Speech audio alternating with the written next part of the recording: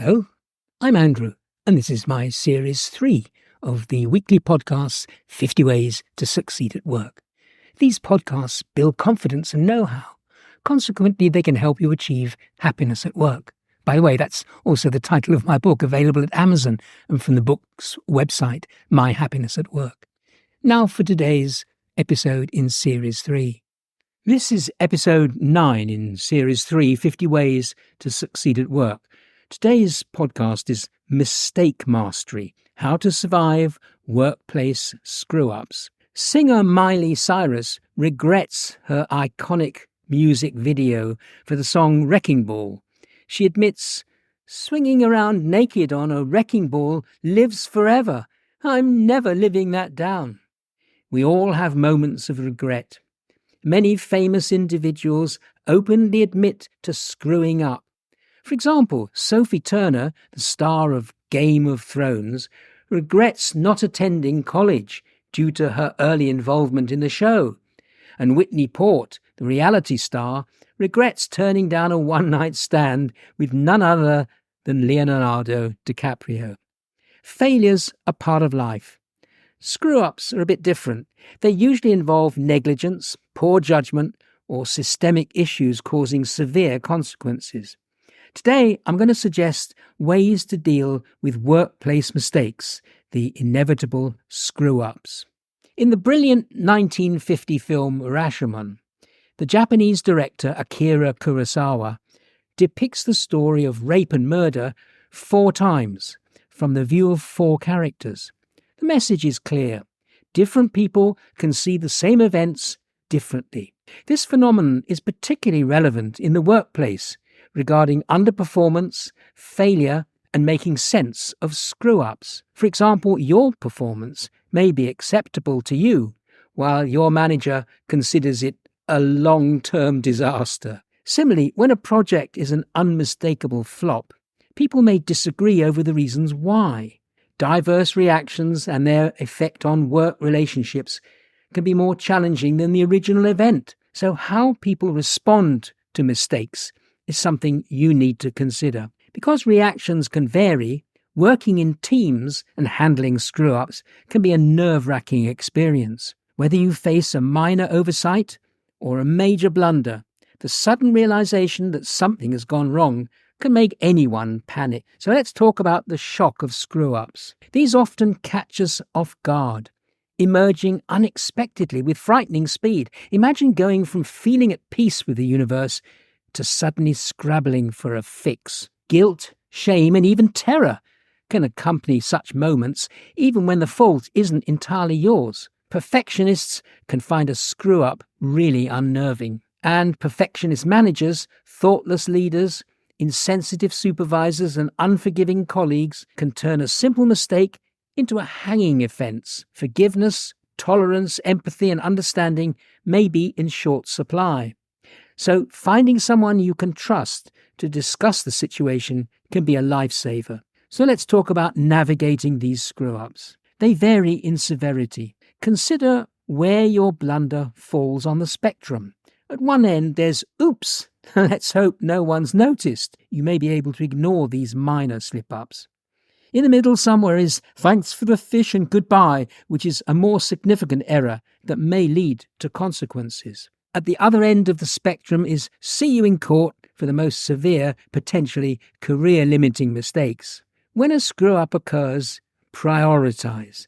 That means you carefully consider the job security implications to try and ensure your actions don't jeopardize your position. Focus is also about maintaining your self-respect and avoiding excessive guilt. Doing this is to consider how the mistake reflects on you professionally. Years ago, the Ford company faced a monumental production failure of unsafe gas tanks, or petrol tanks as in England. Initially, it wasn't considered a screw-up that the tanks were faulty, just a technical flaw. However, a misguided decision emerged when the company analysed how it would rectify the situation. Someone at Ford thought it was cheaper to do nothing and instead pay the legal costs rather than fix the faulty tanks. Doing nothing transformed a technical failure into a career-limiting screw-up, costing the company many millions, and the results still haunt the firm. So, when you face your very own screw-up, there are certain steps you can take to immediately set in motion some action. First of all, assess the damage. That means stay calm. Despite the panic, maintain a level head. Evaluate how serious is the situation. Can it be quickly fixed, or has the damage already occurred? And do a reality check. Sometimes emotions can distort our perception. Pause, assess, and gather yourself. Secondly, speak with relevant people. That means timely communication. Reach out to relevant people, boss, clients, and so on, and don't attempt to hide your screw-up rather than simple, non-lethal mistakes which you might be able to ignore. Take full responsibility. Admit your mistake fully. Own the problem and acknowledge the seriousness of what's happened. Give no excuses. Generally avoid blaming others and focus on your responsibility. And explain it won't happen again. Make a convincing case for claiming this. Thirdly, devise an action plan to rectify the screw-up. For example, be proactive in preventing any reoccurrence. Build your social support.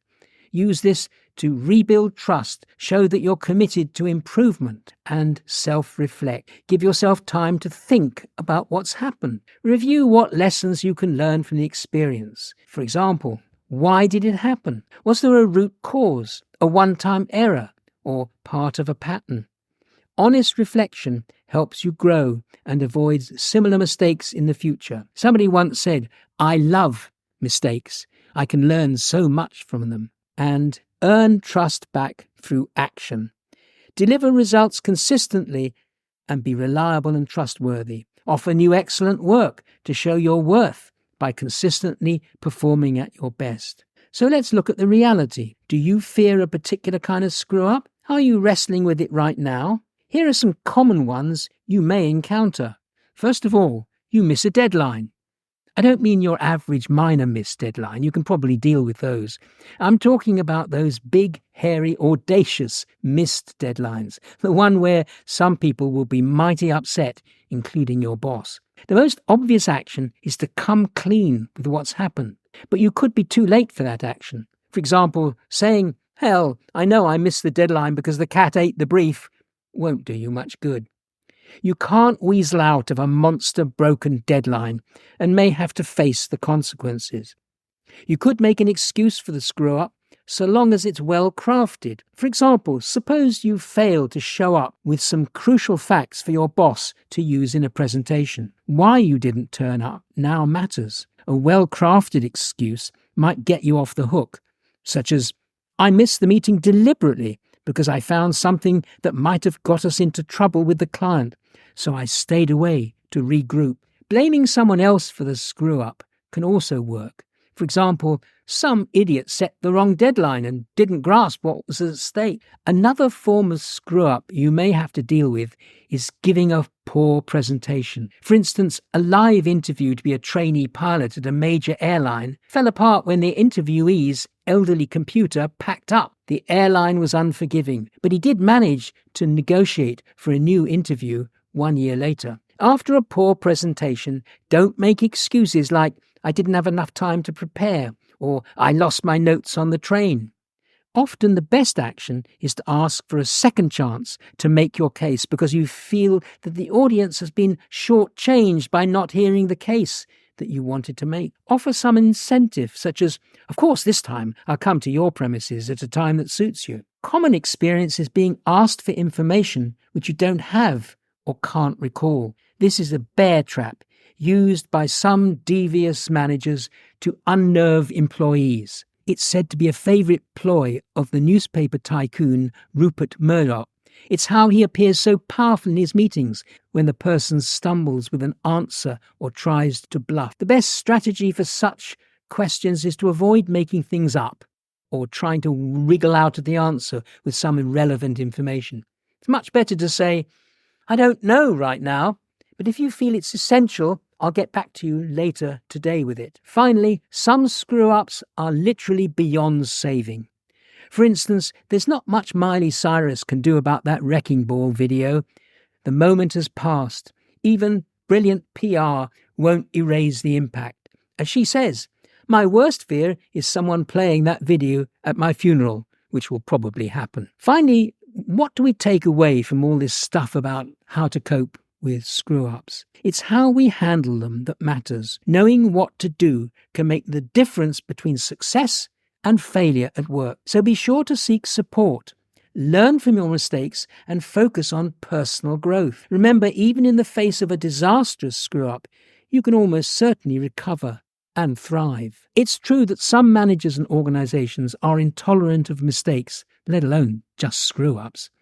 Even giving an early warning that a screw-up is on the cards can panic some senior people into unfair actions. In that situation, deciding how to take responsibility and offering solutions are crucial. So regarding screw-ups, we're all in this together, navigating the unpredictable terrain of work. So embrace the lessons, stay resilient, and become a true mistake master. You've been listening to an episode of Series 3 of my weekly podcast, 50 Ways to Succeed at Work. You can hear the other podcasts at the 50ways.site. That's 50.site. There are nearly 100 titles, and you can search for any issue that interests you. If you have any questions, you can always drop me a line from there.